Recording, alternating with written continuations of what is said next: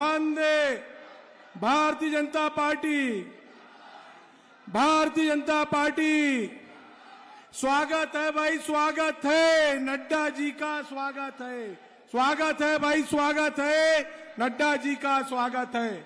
आज हम सभी कार्यकर्ता सौभाग्यशाली हैं कि हमें नड्डा जी का मार्गदर्शन मिलने वाला है। हम सौभाग्यशाली हैं कि हमारे प्रदेश के यशस्वी मुख्यमंत्री डॉक्टर मोहन यादव जी का हमें मार्गदर्शन मिलने वाला है। हम सौभाग्यशाली हैं कि हमें हमारे प्रदेश के मुख्यमंत्री 14 दिन में आज 7वीं बार हमारे बीच में आए हैं। हमने जिस गली में, जिस मोहल्ले में मुख्यमंत्री जी से कहा वो हमारे साथ खड़े रहे हैं। मैं माननीय नड्डा जी का बहुत बहुत स्वागत करता हूं। जोरदार तालियां बजा करके भाई साहब का स्वागत वंदन अभिनंदन करें, हमारे प्रदेश के मुख्यमंत्री जी का अभिनंदन करें। साथियों, आज हमारे बीच में हमारे प्रदेश के प्रभारी सम्माननीय महेंद्र सिंह जी और हमारे बीच में हमारे प्रदेश के कैबिनेट मंत्री और जिनका आशीर्वाद, जिनका नेतृत्व में हम लोग यह चुनाव लड़ रहे हैं, पल पल हमें मार्गदर्शन देने वाले सम्माननीय कैलाश जी भाई साहब का भी जोरदार स्वागत वंदन अभिनंदन करें। सम्माननीय कविता दीदी एवं सम्माननीय मंच, आज हम सब सौभाग्यशाली हैं कि हमें भाई साहब का मार्गदर्शन हमें यहाँ पर मिल रहा है। मैं आप सभी से यही विनती करना चाहता हूं, क्योंकि हम सब भाई साहब को सुनना चाहते हैं। मैं आप सभी से विनती करना चाहता हूं कि आज अवसर है कि छिंदवाड़े की माटी का लाल, छिंदवाड़े का बेटा छिंदवाड़े में का नेतृत्व कर सके। यह पहली बार अवसर हमको अच्छा अवसर मिल रहा है और निश्चित तौर पर आप लोग का आशीर्वाद मिलेगा, आप लोग का सहयोग मिलेगा तो हम लोग दिल्ली में मोदी जी के साथ छिंदवाड़े के विकास की बात कर सकते हैं और मोदी जी से छिंदवाड़े के हजारों करोड़ रुपए के विकास कार्य अपन करवा सकते हैं। साथियों, आप मुझे आशीर्वाद दीजिए, आपके बेटे के रूप में, आपके भाई के रूप में मैं आपके बीच में आया हूं। एक बार आप आशीर्वाद दें, आप मुझे जितवाएंगे तो छिंदवाड़े का कलंक हम धोएंगे और मैं छिंदवाड़े की जनता आप सबसे वादा करता हूं, मैं आपके सेवक के रूप में आपकी सेवा करूंगा और सांसद हमारे छिंदवाड़ा जिले की 24 लाख आबादी हमारी सांसद होगी। मैं भाई साहब का एक बार फिर से स्वागत वंदन अभिनंदन करता हूं। धन्यवाद। बहुत बहुत धन्यवाद आदरणीय बंटी भैया। अब मैं उद्बोधन के लिए ससम्मान आमंत्रित करता हूं हमारे बीच में कांग्रेस पार्टी को छोड़कर भाजपा में शामिल हुए मध्य प्रदेश शासन के पूर्व कैबिनेट मंत्री, विधानसभा के पूर्व स्पीकर माननीय श्री दीपक सक्सेना जी को वो आए और अपनी बात रखें। माननीय श्री दीपक सक्सेना जी।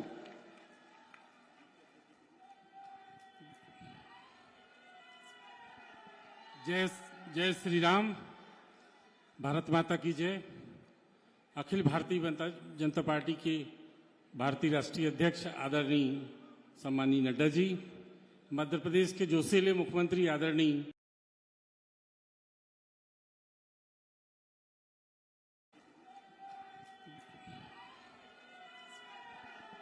जय श्री राम, भारत माता की जय।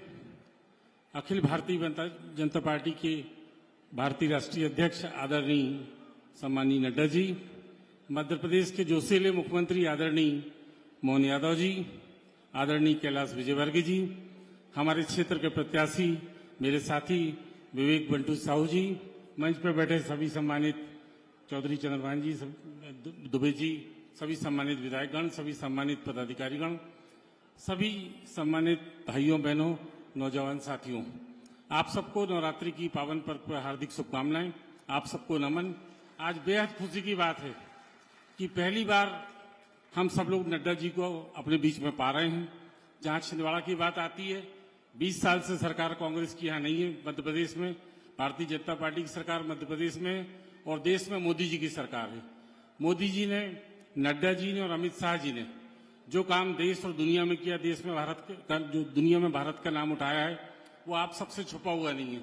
हर वर्ग के व्यक्ति के लिए, अमीर हो, गरीब हो, मजदूर हो, किसान हो, सबके लिए, हर व्यक्ति के लिए जो योजनाएं लागू की जा रही हैं और साथ साथ जिस गति से भारत का विकास, भारत का नाम देश और दुनिया में हो रहा है, वो मोदी जी, नड्डा जी और अमित शाह जी की ही देन है। और सबसे बड़ी खुशी की बात है, हमारे जोशीले मुख्यमंत्री जी, जिनसे मैं मिलकर बहुत प्रभावित हुआ, मोहन भैया यादव जी से, उनसे मैं उम्मीद यही रखता हूँ कि छिंदवाड़ा जिले में मैंने एक मांग दी हुई है नड्डा साहब, बहुत सारे हमारे छिंदवाड़ा के काम अधूरे पड़े हैं। हर पूरे ब्लॉक के करीब 20,000 करोड़ के काम छिंदवाड़ा के रुके पड़े हुए हैं।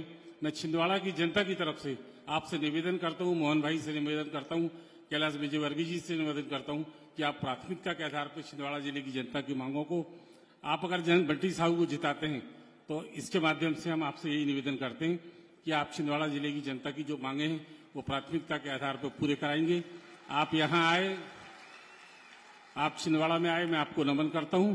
आप दोबारा छिंदवाड़ा आइए, छिंदवाड़ा की जनता और हम लोग सब विवेक बंटी साहू को जिता के आपकी झोली में डालेंगे। आपको नमन, बहुत बहुत धन्यवाद। सबको नवरात्रि की शुभकामनाएं। बहुत बहुत धन्यवाद आदरणीय दीपक भैया।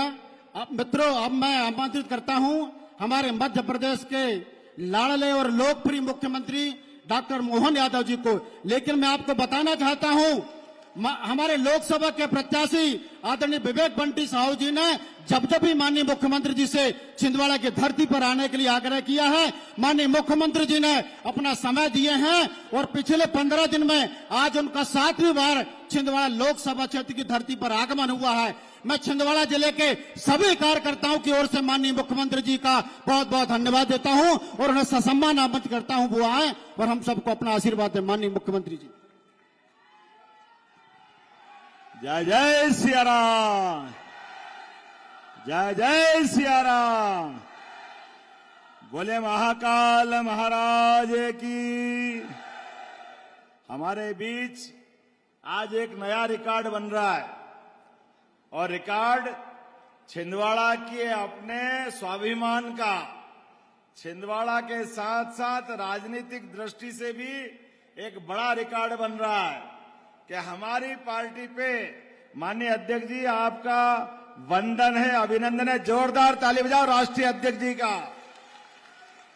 माननीय नड्डा जी का आना हमारे लिए सौभाग्य की बात है और एक नए हमारे बदलते दौर में भारतीय जनता पार्टी ने जो तय किया है कि हम आपकी और हमारी एक लड़ाई है। आज तक छिंदवाड़ा के बच्चे को, यहाँ के व्यक्ति को सांसद क्यों नहीं बनने देना, ये बाहरी और अंदरी, हमारा या बाहर का, आज तक जितने सांसद बने बाहर के बने, तो ये हमारी लड़ाई में माननीय अध्यक्ष जी ने स्वयं ने समय दे करके इस बात को सिद्ध किया है कि भाजपा के प्रत्येक कार्यकर्ता के साथ राष्ट्रीय अध्यक्ष हैं। जोरदार तालियां नड्डा जी के लिए बजाइए, अभिनंदन करिए और संकल्प करिए। आपके नेतृत्व में पूरे मंच के लिए, समय की कमी है, बंटी भाई हमारे प्रतीक हैं, लेकिन बंटी अकेला नहीं है। बंटी के पीछे छिंदवाड़ा का बच्चा बच्चा है जो सब तय कर रहे हैं कि अब की बार और अब की बार छिंदवाड़ा पार, अब की बार ये आपकी मेहनत है। यशस्वी प्रधानमंत्री के नेतृत्व में जिस प्रकार से देश मोदीमय हुआ है, 2014 में 27, 2019 में 28, एकमात्र ये हमारे पे टीका लगा हुआ था। अब की बार वो टीका कमल के टीके में बदल रहा है, ये हम सब संकल्प कर रहे हैं। मैं आपके माध्यम से आश्वस्त करना चाहूंगा, छिंदवाड़ा के अंदर जो जो आप मांग रहे हो, लगातार विकास के मामले में छिंदवाड़ा के साथ कदम से कदम मिला करके मध्य प्रदेश सरकार माननीय नड्डा जी के माध्यम से लगातार वो पूरे कर रही है। आने वाले समय में बड़ा एयरपोर्ट बनाना, बड़े कारखाने खोलना, जो जो छिंदवाड़ा के लिए विकास के लिए जरूरी होगा वो सब हम देंगे। और तो और सतपुड़ा रिजर्व फॉरेस्ट का एक दरवाजा खोल करके अपने माध्यम से यहाँ पर्यटन की भी बड़ी संभावना खुलेगी ताकि बड़े पैमाने पे लोगों को रोजगार मिले। और ये कहने वाले क्या कहते हैं, क्या नोट बांट करके जीतना चाहोगे? आप 45 साल से यहाँ क्या कह रहे थे, हम तपस्या कर रहे हैं। अरे 45 साल से आप तपस्या नहीं कर रहे हो, आप समस्या खड़ी कर रहे हो। समस्या यहाँ के व्यक्ति को सांसद नहीं बनने देना चाहते हो, एक परिवार में सिमट लिया। हमारी इस लड़ाई में राष्ट्रीय अध्यक्ष जी हमको आशीर्वाद देने के लिए आए हैं। माननीय कैलाश जी के लिए भी जोरदार ताली बजाओ जो लगातार आपके बीच में हैं। हमारे प्रभारी जी के लिए जोरदार ताली बजाओ, महेंद्र सिंह जी के लिए। और भाई साहब, ये पूरा मंच तय कर चुका है। आने वाले समय में दीपक जी ने सही कहा है, दीपक जी ने बहुत छोटे शब्दों में जोरदार ताली बजाओ, दीपक जी ने एक बात कही है। और क्या चौधरी चंद्रभान सिंह जी, जोरदार ताली बजाओ चंद्रभान सिंह जी के लिए, हमारे रमेश दुबे जी के लिए। यहां से लेके वहां तक भाजपा ने पूरी ताकत झोंक करके इकट्ठे होकर संदेश दिया है कि अब हमने सबने तय कर लिया है, छिंदवाड़ा में कमल खिल के रहेगा, खिल के रहेगा, खिल के रहेगा। बहुत बहुत धन्यवाद। भारत माता की जय। बहुत बहुत धन्यवाद माननीय मुख्यमंत्री जी। अब मैं ससम्मान आमंत्रित करता हूं विश्व की सबसे बड़ी राजनीतिक पार्टी भारतीय जनता पार्टी के राष्ट्रीय अध्यक्ष माननीय श्री जेपी नड्डा जी से वो आए और इस विशाल जन समुदाय को अपना उद्बोधन प्रदान करें। माननीय राष्ट्रीय अध्यक्ष जी, जोरदार तालियां बजाकर माननीय राष्ट्रीय अध्यक्ष जी का स्वागत करें। जोरदार तालियां बजाकर राष्ट्रीय अध्यक्ष जी का स्वागत करें।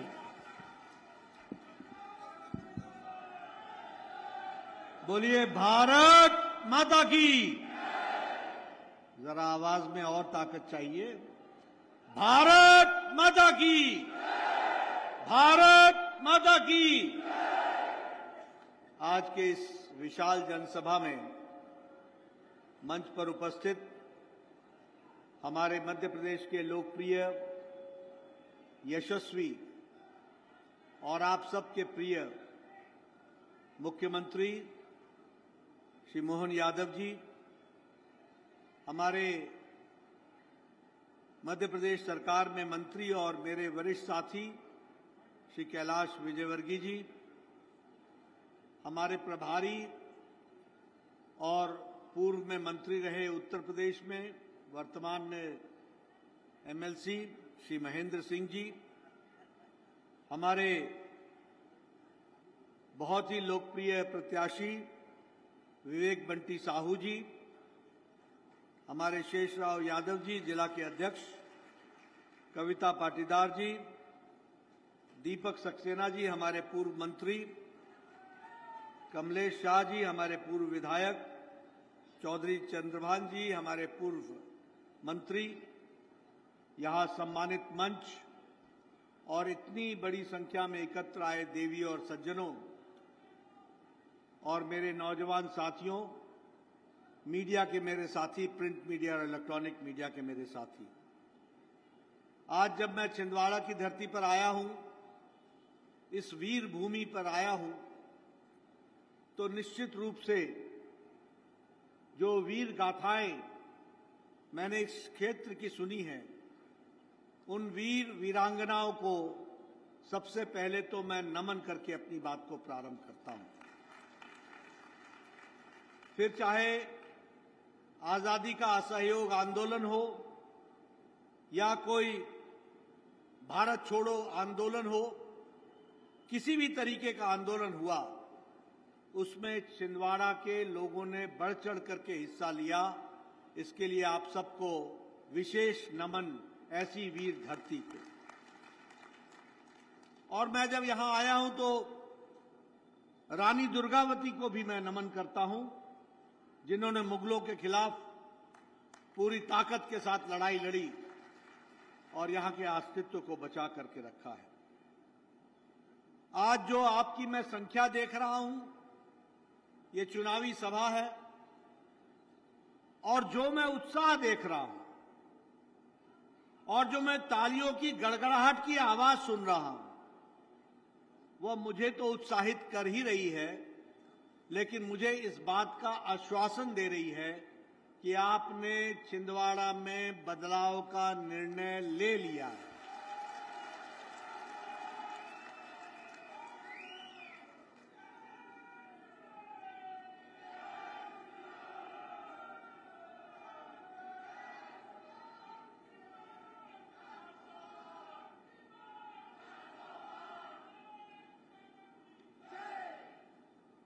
हमने मध्य प्रदेश के दो रूप देखे। एक रूप वो भी देखा जिसमें इस इलाके के नेता ने नेतृत्व किया, वो कौन सा समय था?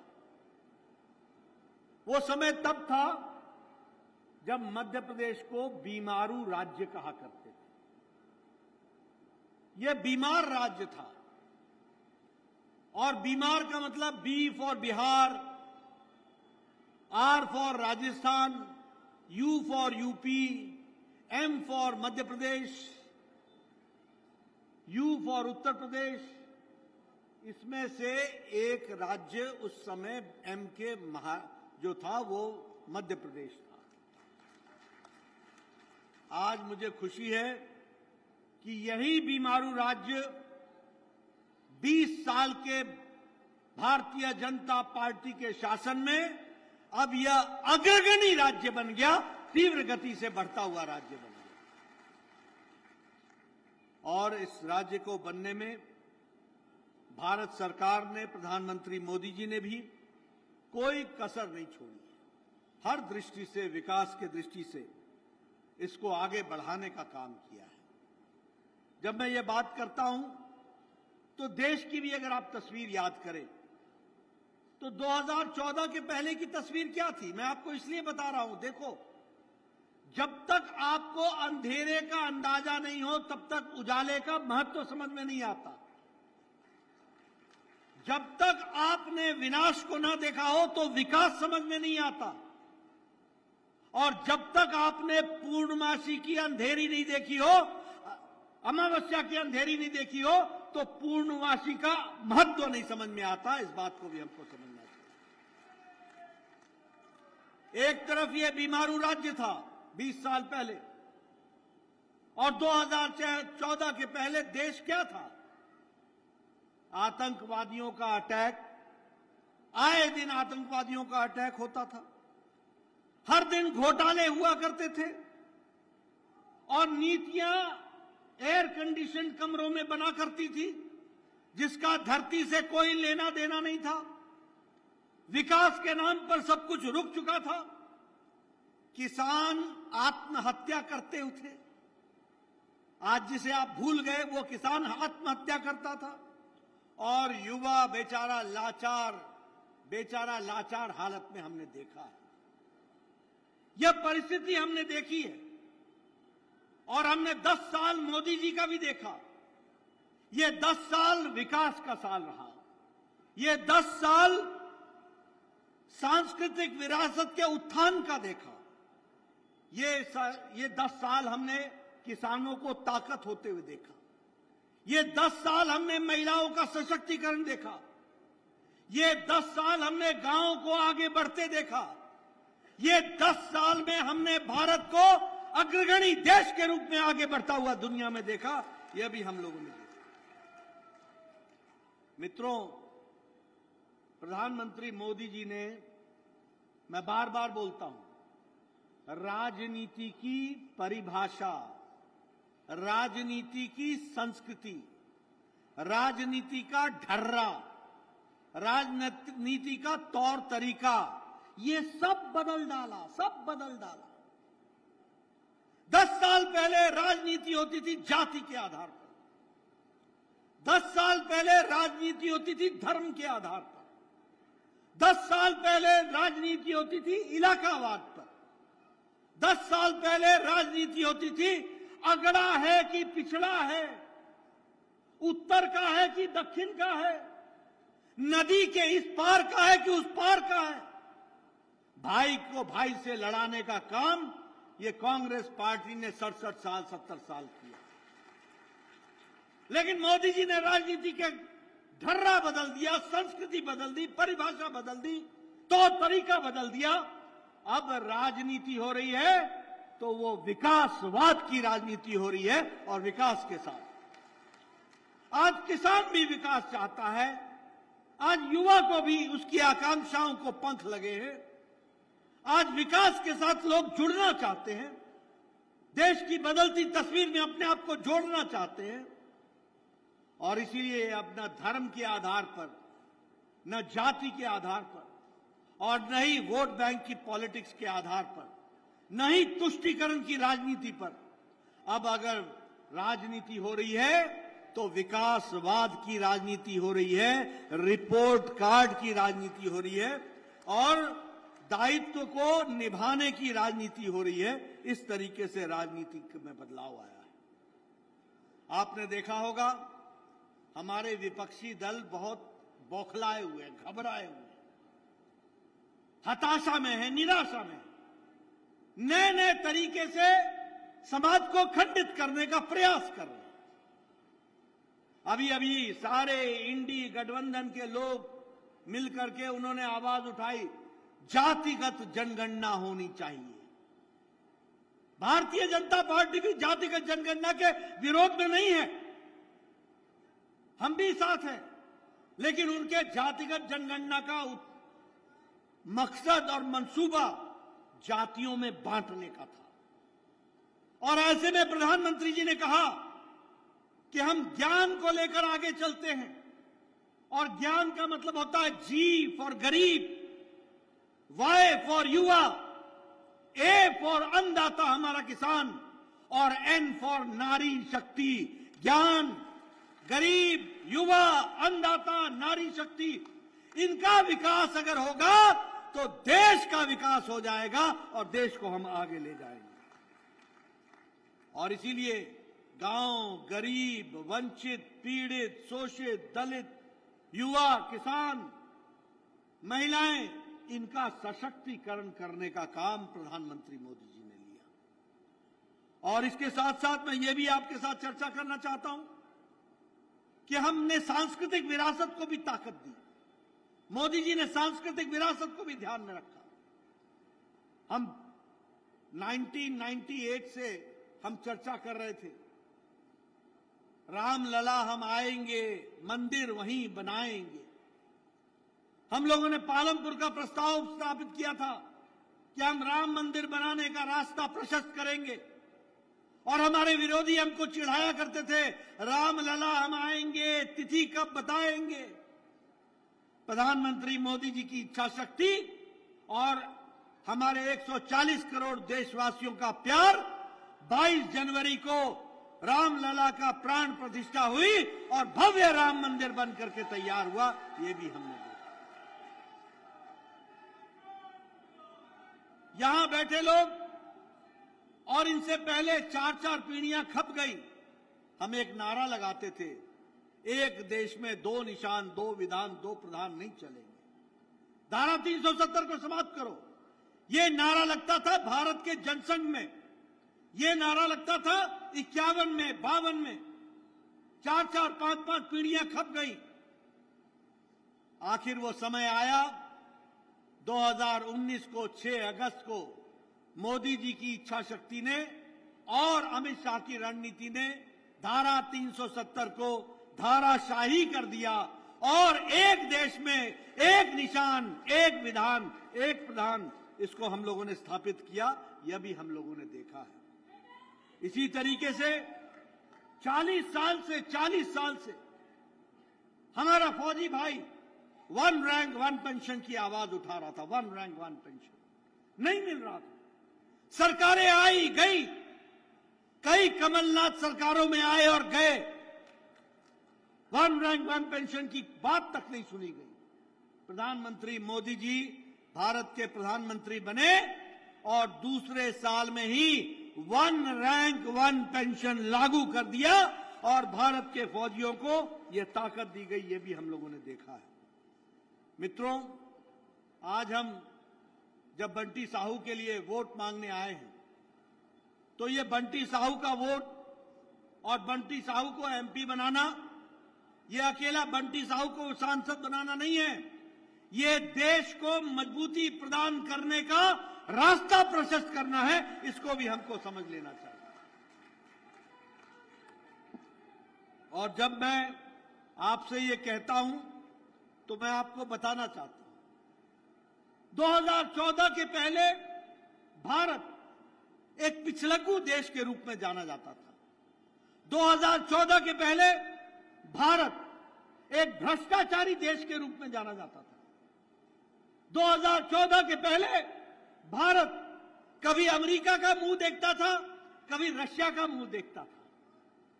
2014 के पहले भारत अमेरिका के पास जाता था तो पाकिस्तान के खिलाफ अपनी शिकायत दर्ज कराता था। आज का भारत 2014 के बाद का मोदी जी के नेतृत्व में भारत अब किसी के आगे न गिड़गिड़ाता है न पिछलग्गू है, अब अग्रगणी है और अपनी ताकत पर खड़ा होकर के देश को आगे ले जा रहे हैं मोदी जी। इस बात को भी हमको समझना चाहिए। हम 2019 में 11वें नंबर की अर्थव्यवस्था थे, 11वें नंबर की। आज भारत मोदी जी के नेतृत्व में 5वें नंबर की अर्थव्यवस्था बन गया, 5वें नंबर की। और हमने ग्रेट ब्रिटेन, ब्रिटानिया, जिन अंग्रेजों ने हमको 200 साल राज किया, उसको पछाड़ कर अब हम 5वीं सबसे बड़ी अर्थव्यवस्था बन गए हैं। और बंटी साहू को आप भेजेंगे 19 तारीख को, 4 जून को प्रधानमंत्री फिर से तीसरी बार प्रधानमंत्री बनेंगे। और तीसरी बार जब प्रधानमंत्री बनेंगे तो भारत 2027-28 में तीसरी सबसे बड़ी अर्थव्यवस्था बन जाएगा। इसके लिए हम काम करेंगे। अभी मैं बंटी भैया को कहूंगा कि बैठो, आगे खड़े होने का बहुत समय है। पूरे 5 साल आपने खड़े होकर के सेवा ही करनी है। मित्रों, अगर मैं बात करूं इलेक्ट्रॉनिक्स में, तो इलेक्ट्रॉनिक का हमारा निर्यात, एक्सपोर्ट 6 गुना बढ़ गया, 6 गुना बढ़ गया। अगर मैं बात करूं दवाइयों की, फार्मास्यूटिकल्स की, तो आपको जानकर खुशी होगी कि मोदी जी के नेतृत्व में भारत नहीं सिर्फ दवाई भारत के लिए बनाता है, बल्कि दुनिया के लिए भारत डिस्पेंसरी बन गया है। और 138% एक्सपोर्ट अब भारत की दवाई हो रही है। सबसे सस्ती और सबसे असरदार दवाई भारत बनाने लगा। आज पेट्रोकेमिकल्स में भारत की एक्सपोर्ट 108% बढ़ गया। आज आपको जानकर बड़ी आश्चर्य होगा, मैं बार बार सुनाता हूं, 10 साल पहले आपके गणेश जी भी चाइना से आते थे। चाइना से दीपावली में जो गणेश जी आप खरीदते थे ना, वो चाइना में बन के आता था। आपके गणेश जी भी चाइना से आते थे, आपके खिलौने भी चाइना से आते थे। आज भारत का एक्सपोर्ट खिलौनों में 2.5 गुना बढ़ गया है। अब दुनिया को हम खिलौने दे रहे हैं। आपने जापान की गाड़ियों की बात सुनी होगी, जापानीज टोयोटा, डैटसन। आज आपको खुशी होगी कि ऑटोमोबाइल मार्केट में भारत ने जापान को पछाड़ दिया है और अब तीसरी सबसे बड़ी ऑटोमोबाइल मार्केट भारत बन गया है। हमारे आगे अब सिर्फ अमेरिका और चाइना रह गए। इसलिए विकास की एक नई कहानी, हर दृष्टि से विकास। स्टील में हम 4थे नंबर पर थे, आज हम 2रे नंबर पर पहुंच गए हैं। और उसी तरीके से विकास को आगे बढ़ाने का काम किया। मैं जब मध्य प्रदेश में आया हूं तो मैं रेल की चर्चा न करूं तो शायद मैं अन्याय करूंगा। आज आपको खुशी होगी कि 100% आपके मध्य प्रदेश में ट्रेनें और रेल का जो लोकोमोटिव था, अब वो सारे का सारा इलेक्ट्रिफिकेशन हो गया है। सारी ट्रेनें इलेक्ट्रिसिटी से चल रही हैं। और इसके साथ साथ आपको जानकर खुशी होगी कि रेल का बजट 24 गुना बढ़ा दिया गया है, 24 गुना बढ़ा दिया गया। वंदे भारत ट्रेन भोपाल, इंदौर इस तरीके से चल रही हैं। नए नए एयरपोर्ट्स बन रहे हैं। ग्वालियर का एयरपोर्ट, जबलपुर का एयरपोर्ट, कहीं 500 करोड़ रुपए खर्च हो रहा है, कहीं 600 करोड़ रुपए खर्च हो रहा है। उसी तरीके से देवास में इंटरनेशनल एयरपोर्ट बनने की बात चल रही है, ग्रीनफील्ड की। और इसी तरीके से 7 नए शहर मध्य प्रदेश के स्मार्ट सिटी में जोड़े जा रहे हैं। इस तरीके से काम हो रहा है। यहां एजुकेशन के दृष्टि से भी काफी काम हुआ है। और उसी तरीके से सेंट्रल इंस्टीट्यूट फॉर पेट्रोकेमिकल्स और इंजीनियरिंग, इसको भी ग्वालियर में स्थापित किया जा रहा है। 14 नए मेडिकल कॉलेज बनाए जा रहे हैं। और इसी के साथ साथ हमारे बिरसा मुंडा स्वरोजगार योजना को भी आगे बढ़ाने का काम किया गया है। और लाडली लक्ष्मी और लाडली बहना, इसको तो मध्य प्रदेश भूल नहीं सकता। ये नारियों को ताकत देने का काम हुआ है। मैं यहां आपसे इस बात की भी चर्चा करना चाहूंगा कि जो विधेयक 30 साल से पारित नहीं हुआ, 30 साल से हमारी बहनों के साथ अन्याय हो रहा था, वह मोदी जी ने पिछले लोकसभा में 3 दिन में पारित करके नारी शक्ति वंदन विधेयक पारित कर दिया। और जब 2029 का लोकसभा का चुनाव होगा, अगला चुनाव होगा, तो 33% महिलाएं भी लोकसभा में सांसद के रूप में जाएंगी।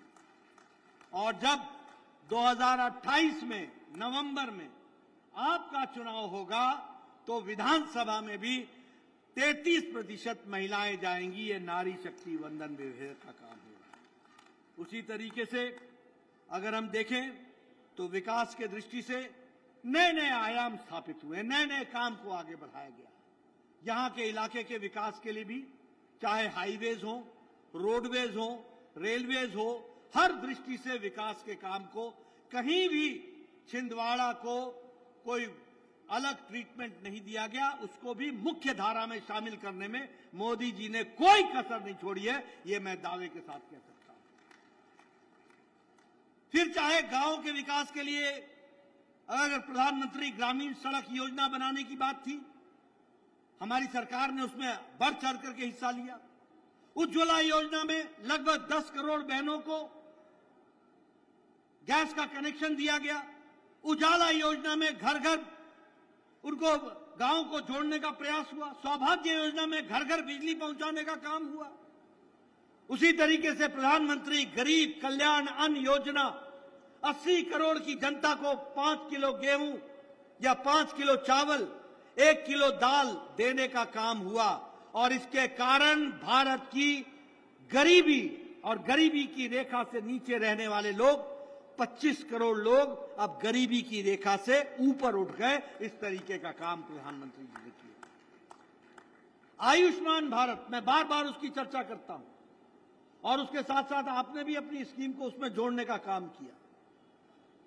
गरीब लोग जो अपना इलाज नहीं करा पाते थे गंभीर बीमारियों के लिए, ऐसे 55 करोड़ लोगों को प्रधानमंत्री मोदी जी ने 55 करोड़ लोगों को आयुष्मान भारत में 5 लाख रुपए का सालाना उनके हेल्थ कवर के लिए व्यवस्था की। 5 लाख रुपए की।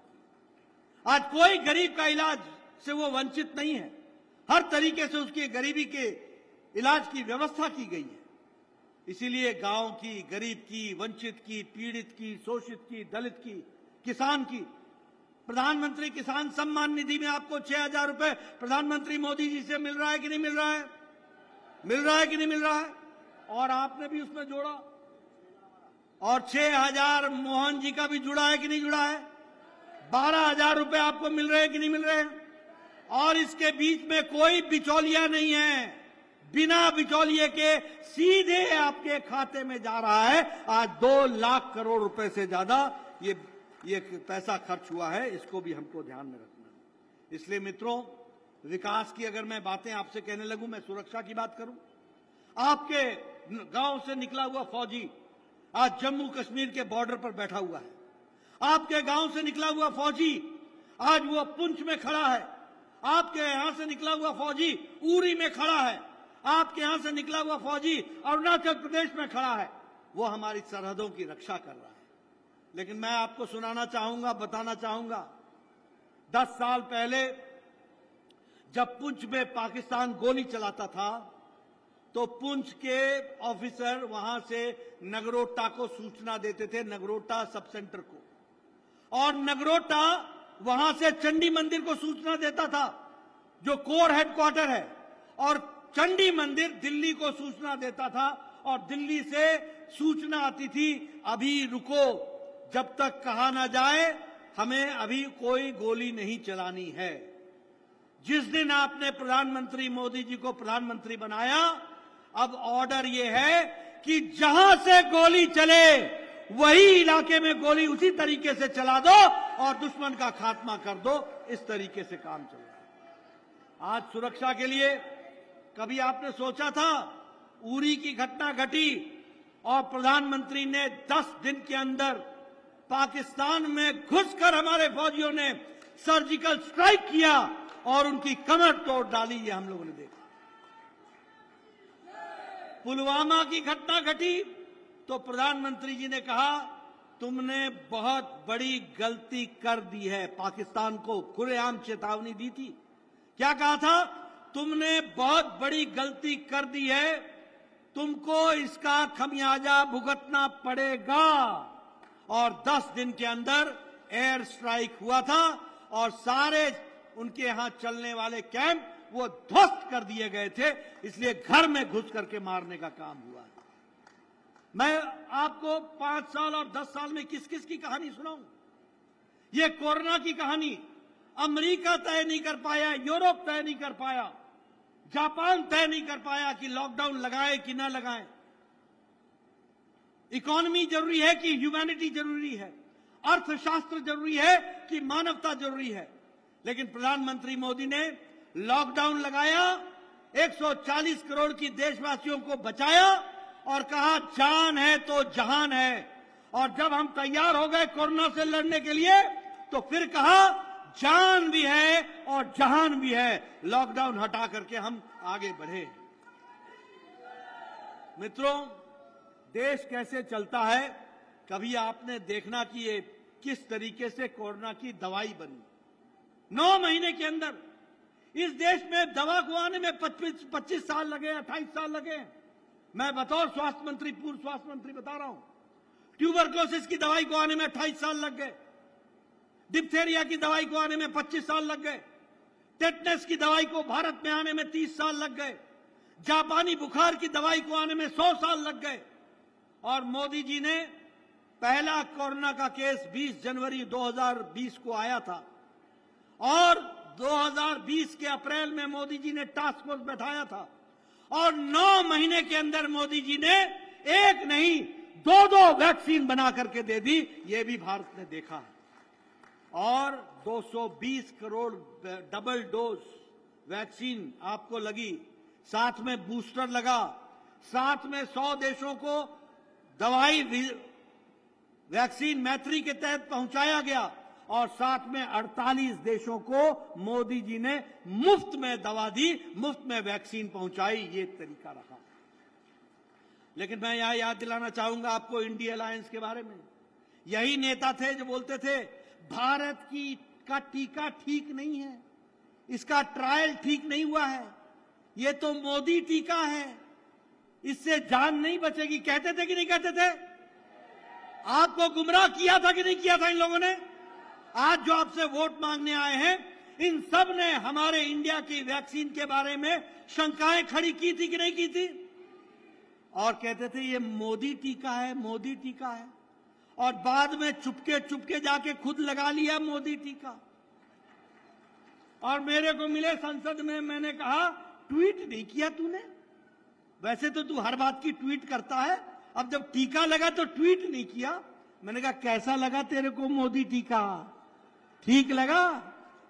अब 2019 तारीख को फिर से मोदी टीका लगेगा, यह भी आपने ध्यान रखना। और 400 पार हम करेंगे, इस तरीके का हम काम करेंगे। मित्रों, एक बात मैं और आपसे करना चाहता हूं। ये इंडिया अलायंस मैंने आपके सामने लंबी गाथा विकास की आपके सामने रखी है। बोलिए, मोदी जी के नेतृत्व में विकास हुआ है कि नहीं हुआ है? गांव का विकास हुआ है कि नहीं हुआ है? महिलाओं को नारी सशक्तिकरण हुआ है कि नहीं हुआ है? युवाओं को ताकत मिली है कि नहीं मिली है? आप बताइए कि विकास में रेल में काम हुआ है कि नहीं हुआ है? एयरवेज में काम हुआ है कि नहीं हुआ है? सड़कें बनी है कि नहीं बनी है? ग्रामीण सड़क बनी है कि नहीं बनी है? हर तरीके से विकास हुआ है कि नहीं हुआ है? अब दूसरी ओर इंडिया अलायंस, ये घमंडिया अलायंस, ये चुनाव लड़ रहे हैं, हताशा में हैं, बौखला गए हैं, हार निश्चित सामने दिख रही है, समझ में नहीं आ रहा है। ये घमंडिया अलायंस, ये इंडिया अलायंस किस बात का अलायंस है? ये 2 बातों का अलायंस है, 2 बातों का। एक अलायंस है कि मोदी जी कहते हैं भ्रष्टाचार हटाओ, बोलते हैं कि नहीं बोलते हैं? और ये कहते हैं भ्रष्टाचारियों को बचाओ। मोदी जी कहते हैं भ्रष्टाचार हटाओ और ये बोलते हैं भ्रष्टाचारियों को बचाओ।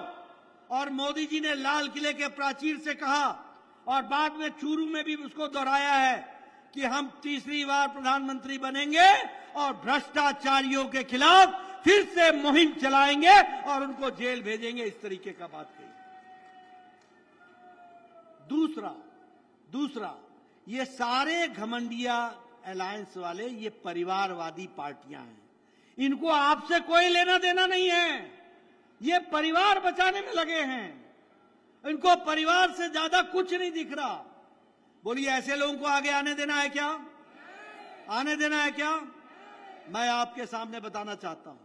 आप बताइए, कांग्रेस ने कोयला घोटाला किया था कि नहीं किया था? आप बताइए, कांग्रेस ने कॉमनवेल्थ गेम्स का घोटाला किया था कि नहीं किया था? आप बताइए, कांग्रेस ने पनडुब्बी का घोटाला किया था कि नहीं किया था? आप बताइए, कांग्रेस ने अगस्ता वेस्टलैंड का घोटाला किया था कि नहीं किया था? आप बताइए, कांग्रेस ने चावल घोटाला किया था कि नहीं किया था? आप बताइए, कांग्रेस ने चीनी घोटाला किया था कि नहीं किया था? आप बताइए, कांग्रेस ने अबरक का घोटाला किया था कि नहीं किया था? देखो, आप बताइए, इन्होंने 2G घोटाला किया था कि नहीं किया था? 3G घोटाला किया था कि नहीं किया था? कांग्रेस ने ना अंतरिक्ष छोड़ा, ना आकाश छोड़ा, ना धरती छोड़ी, ना पाताल छोड़ा। तीनों लोक में इन्होंने भ्रष्टाचार ही भ्रष्टाचार किया है। आप बताइए, मुलायम सिंह ने गोमती रिवर फ्रंट का घोटाला किया है कि नहीं किया है? लैपटॉप का घोटाला किया है कि नहीं किया है? फूड ग्रेन का घोटाला किया है कि नहीं किया है? आप बताइए, लालू यादव ने चारा घोटाला किया है कि नहीं किया है? वो मवेशियों का चारा खा गया, चारा घोटाला किया कि नहीं किया? जमीन के बदले नौकरी देने का घोटाला किया कि नहीं किया? अलकतरा घोटाला किया कि नहीं किया? आप बताइए, डीएमके के स्टालिन के सरकार ने बालू का घोटाला किया कि नहीं किया? आप बताइए, उनके पास 1,34,000 करोड़ रुपए की प्रॉपर्टी है कि नहीं है? आमदनी से ज्यादा प्रॉपर्टी का केस चल रहा है कि नहीं चल रहा है? आप बताइए, ममता के मंत्रियों ने टीचर के भर्ती के घोटाले में घोटाला किया कि नहीं किया? भर्ती घोटाला किया कि नहीं किया? और उन्होंने गाय के तस्करी में घोटाला किया कि नहीं किया? और उन्होंने रोज वैली घोटाला किया कि नहीं किया? आप बताइए, जेएमएम ने जमीन का घोटाला किया कि नहीं किया? मुख्यमंत्री ने अपने नाम पर घोटाला किया कि नहीं किया? और आप बताइए, केजरीवाल ने शराब घोटाला किया कि नहीं किया? आप बताइए, दवाई का घोटाला किया कि नहीं किया? ये सब घोटालेबाज है कि नहीं है? अब आप बताइए, राहुल गांधी बेल पर है कि नहीं है? आप बताइए, सोनिया गांधी बेल पर है कि नहीं है? आप बताइए, पी चिदम्बरम बेल पर है कि नहीं है? आप बताइए, ये संजय सिंह बेल पर है कि नहीं है? आप बताइए, लालू प्रसाद यादव बेल पर है कि नहीं है? आप बताइए, अभिषेक के खिलाफ कार्रवाई हो रही है कि नहीं हो रही है? आप बताइए, हेमंत सोरेन जेल में है कि नहीं है? आप बताइए, अरविंद केजरीवाल जेल में है कि नहीं है? आप बताइए, मनीष सिसोदिया जेल में है कि नहीं है? आप बताइए, सत्येंद्र जैन जेल में है कि नहीं है? आप बताइए, केसीआर की बेटी कविता जेल में है कि नहीं है? आप बताइए, ये SP leader Azam Khan jail में है कि नहीं है? आप बताइए, टीएमसी के नेता जेल में है कि नहीं है? आप बताइए, ये हमारे टीएमसी के साथ साथ ये डीएमके के नेता जेल में है कि नहीं है? ये सारे नेता या तो जेल में हैं या बेल पर है। ये सारे नेता, बोलिए ऐसे गठबंधन को आगे बढ़ने देना है क्या? आगे बढ़ने देना है क्या? इनके खिलाफ कार्रवाई होनी चाहिए कि नहीं होनी चाहिए? और आप बताइए, फारूक अब्दुल्ला की पार्टी परिवार की पार्टी है कि नहीं है? आप बताइए, बादल की पार्टी परिवार की पार्टी है कि नहीं है? आप बताइए, चौटाला की परिवार की पार्टी है कि नहीं है? आप बताइए, अखिलेश और डिंपल परिवार की पार्टी है कि नहीं है? आप बताइए, लालू राबड़ी तेजस्वी तेजप्रताप परिवार की पार्टी है कि नहीं है? आप बताइए, टीएमसी ममता अभिषेक परिवार की पार्टी है कि नहीं? आप बताइए, केसीआर केटीआर कविता परिवार की पार्टी है कि नहीं है? आप बताइए, करुणानिधि, उदयनिधि और स्टालिन परिवार की पार्टी है कि नहीं? आप बताइए, शरद पवार और सुप्रिया सुले परिवार की पार्टी है कि नहीं है? आप बताइए, उद्धव ठाकरे और आदित्य ठाकरे परिवार की पार्टी है कि नहीं? आप बताइए, कमलनाथ और बेटा परिवार की पार्टी है कि नहीं? बताइए, परिवार की पार्टी है कि नहीं? ये सब परिवार, बाकी सबकी छुट्टी, फुल स्टॉप, बाकी सब ताली बजाओ, छुट्टी। आप बताइए, राहुल गांधी, प्रियंका गांधी, सोनिया गांधी परिवार की पार्टी रह गई कि नहीं रह गई? मित्रों, एक तरफ गरीब का घर से आने वाला बेटा भारत का प्रधानमंत्री बनता है, यह प्रजातंत्र कमल के निशान में और भारतीय जनता पार्टी में। एक तरफ साधारण परिवार से निकला हुआ, जिसके पिता कभी पॉलिटिक्स का पी भी नहीं जानते थे, वो मोहन यादव मुख्यमंत्री बनता है, यह स्थिति आकर के खड़ी होती है। आज हमारे कैलाश विजयवर्गीय एक साधारण परिवार से आकर के वो मंत्री बनते हैं। यहां जितने भी आपको प्रथम पंक्ति में बैठे मिल रहे हैं, इनके कोई भी दादा परदादा, कोई भी परिवार पार्टी पॉलिटिक्स में नहीं था। ये सब आपकी ताकत, आपकी मेहनत और आपकी लगन और आपके प्यार के कारण यहां पहुंचे हैं। बोलो, ऐसी परिवार की पार्टियों को घर बैठाना है कि नहीं बैठाना है? और छिंदवाड़ा में भी बैठाना है कि नहीं बैठाना है? छिंदवाड़ा में बदलाव लाना है कि नहीं लाना है? बंटी साहू को आगे बढ़ाना है कि नहीं बढ़ाना है? मित्रों, आपसे मैं यही निवेदन करने आया हूं, बदल गया है जमाना, बदल डालो छिंदवाड़ा। इन्हीं शब्दों के साथ बहुत बहुत धन्यवाद। बहुत बहुत धन्यवाद माननीय राष्ट्रीय अध्यक्ष जी। अब मैं आभार व्यक्त करने के लिए ससम्मान आमंत्रित करता हूं भारतीय जनता पार्टी के हमारे यशस्वी जिलाध्यक्ष माननीय श्री शेषराव यादव जी आए और आभार व्यक्त करें।